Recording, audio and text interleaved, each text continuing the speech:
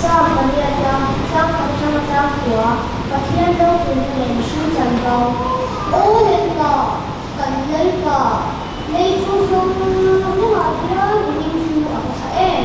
Iro Pui Le Chu Wa Chu Wa Thian Da A Men Ma Le Thu Ba Le Tu Te Di Dei Le Tu Li Nang Ha Dau Tu Te Wa Min Lau Se Te Le Te Te La Te Ka A Chuak Tuan Sak Na Iti Me Ta Ivar Ikut Chuak Te Tha Le Ar Si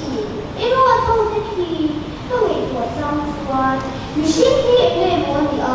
Ishia Ren Shin Ni Mishim Papa Mo Hi Enge Mo Ni A Ikan Shin Ni Kati Shin Ani Chu Pathian Ayan Nuai Deu Chawi Miskia Ma Ro Pui Na Le Choi Mo Nai Kum Tir Si A Ikut Chuak Chuak Ati Ken Pumi Le Tira Ake Moya Te Im Hida A Bera Le Dong Zong Zong Te Le Ani Ram Sa Te Le To Singren Sama Le Tufin Ria Saka